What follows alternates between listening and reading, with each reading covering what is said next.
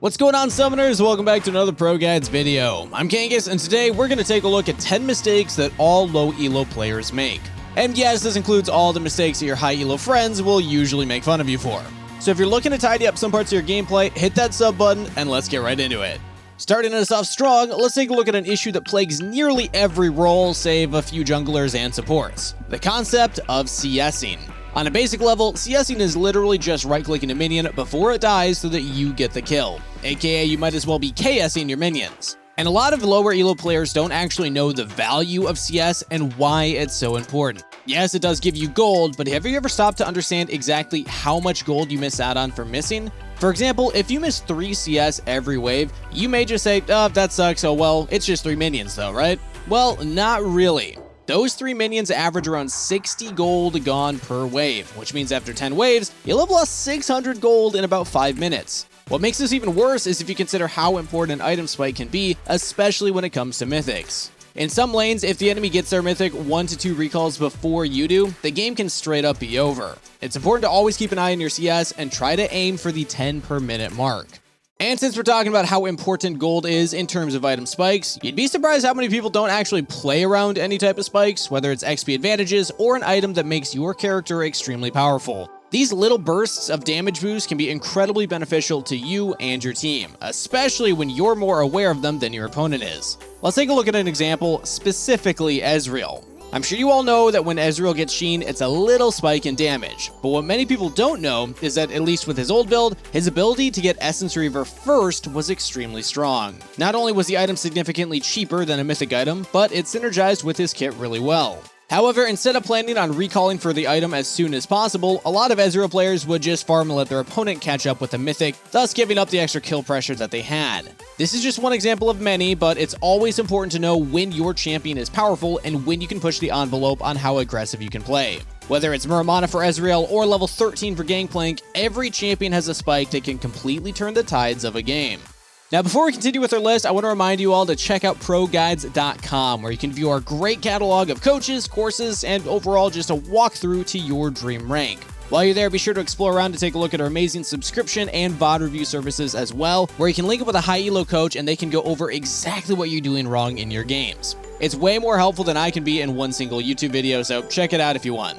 Now for our next issue, we have the concept of warding. While it may seem like common sense to place your wards, a lot of the time they're pretty inefficient. For example, some people place wards in lane bushes early on when facing champions that don't really threaten you with the bushes. Or the one that we most commonly see is warding river every time around 3 minutes, no matter who the enemy jungler is or where they started. These waste of wards can often lead to your downfall, as when you finally need them, they're on cooldown. While you don't need to learn every jungle path, just have a general idea of if they want a full clear or gank early on so that you know when to place your ward for maximum value. And to top it all off, a lot of people just never purchase pink wards since, well, they don't do damage, but it's actually pretty incredible how much value a pink ward has. For only 75 gold, you can avoid giving the enemy 300 plus gold, which is a pretty nice deal overall. So whether you don't ward or ward ineffectively, it's a pretty easy fix if you just put a tad more thought into this one. But speaking of not warding, not enough people are afraid of the fog of war. Whether you're a tank or a 22-1 Aphelios, there's no reason to walk alone into a dark area of the map, especially when there's nothing to gain from it. Time and time again, players will get caught out in the jungle simply because they want to go for a stroll. This then snowballs into losing objectives and even more vision control, which only puts you and your team further behind. Walk with your team to get vision or use abilities to clear bushes before walking in. The absolute last thing that you'd want to do is lose the game because you wanted to go for Krugs after seeing the enemy take bot turret. The best advice is to fear that darkness and approach it like every bush can have 5 members in it. Now before we continue on with the video, it's time for our question of the day. For today's question, we want to know what's one tip that you'd give to your solo queue teammates. Since I play on the NA servers, usually the advice I give to my teammates is mute all and just focus on the game, but that can be dependent on the situation, so let me know what you usually do in the comments down below. But getting back into the video, I want to talk about the issue of always trying to carry. It may seem strange to say, but a lot of players struggle with this and even develop an ego at times. While you should try to carry every game, it's important that you understand when you need to relax and simply allow yourself to get carried. If your mid lane is popping off with a ton of kills, don't try to force your lane too hard, especially if you're behind. because at the end of the day, you can end up giving the enemy the lead that they need in order to be your strongest member. If your lane's going rough and somebody else is ahead, do your best to go even or only fall slightly behind in your lane. At the end of the day, you and your allies all want to win and gain some LP. No one really cares who carried it if you won the game by playing smart. Next up, we got one of the concepts that I think is the most crucial that the least amount of people do, and that is the concept of pre-game prep. Even Dopa said that the amount of preparation the players can make now makes solo queue borderline unfair because it gives you such a big advantage. While you're in Champion Select and in the loading screen, it's important to know what your team's win condition is and what the enemy's is. Know what you're trying to do in lane and how you're going to execute it. It's questions like these that can fully prepare you for the match. And if you have extra time, there's tons of websites and apps that can help you research the enemy team to see who's autofilled, who's playing their one trick, who's duoing, etc. Overall, there's a lot of wasted time during Champ Select and the loading screen, so don't let that waste away. Take advantage of it and set yourself up for success.